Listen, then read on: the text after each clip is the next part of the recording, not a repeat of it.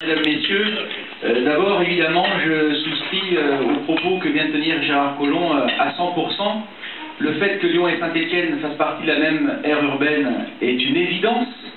Et ce que nous avons souhaité depuis 2014 avec Gérard Collomb, c'est la traduire dans les faits et dans les coopérations qui sont les nôtres, d'un point de vue politique, notamment au travers du pôle métropolitain.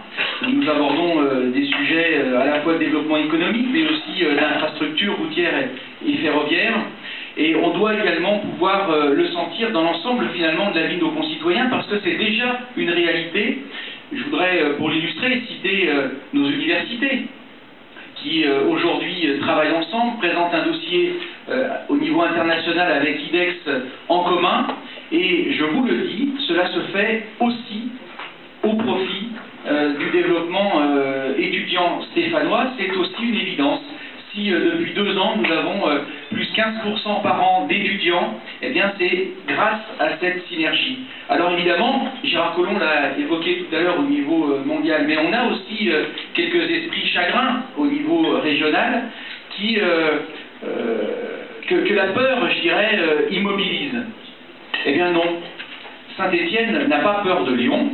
Et je dirais même que Saint-Étienne est conscient de l'opportunité que représente Lyon pour son développement. Vous savez, quand vous avez dans une région comme Rhône-Alpes-Auvergne, la première et la deuxième ville qui sont si proches, qui partagent autant, je le disais sur la vie étudiante, mais je le dirai dans un instant également pour le développement économique, eh bien il faut jouer de ces synergies qui permettront aussi à Lyon d'atteindre ses ambitions européennes et mondiales. Je le disais dans une revue en vous rejoignant ce matin que les ambitions internationales de Lyon sont très fortes, et moi je suis convaincu que cette proximité eh bien, peut participer à atteindre ces objectifs. Pourquoi Saint-Étienne n'a pas peur de Lyon? Eh bien parce que nous savons qui nous sommes et nous savons ce que nous voulons. Et quand on a une identité qui est forte, quand on a des points forts à faire valoir, eh bien c'est ensuite sur les synergies qu'il faut travailler.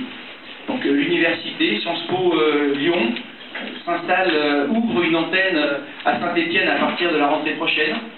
Je voudrais citer aussi les coopérations qui existent entre nos grandes écoles. Gérard Collomb a cité tout à l'heure l'école de commerce. Eh bien oui, à partir de la rentrée 2018, Saint-Étienne n'aura jamais eu autant d'étudiants en école de commerce qu'aujourd'hui.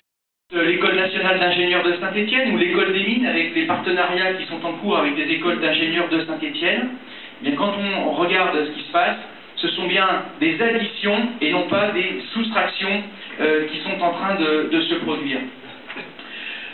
Au niveau économique, le président Emmanuel Berton l'a dit tout à l'heure, avec cette nouvelle chambre de commerce, là aussi on a pu lire cela, des craintes, on a pu lire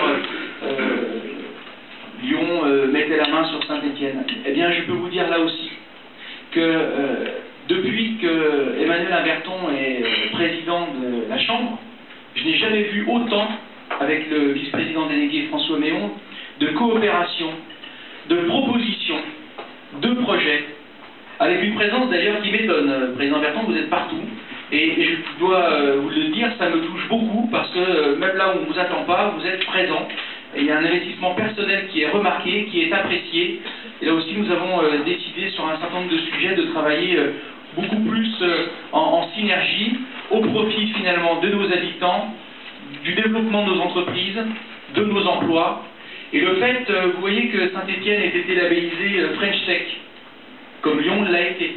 Le fait qu'au 1er janvier prochain, nous devenions une métropole. Eh bien, tout ceci ne marque pas une concurrence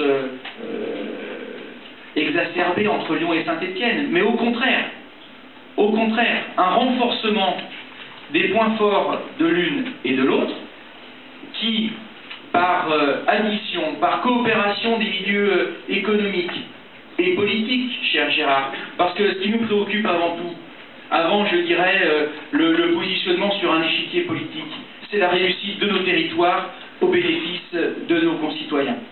Je vous remercie.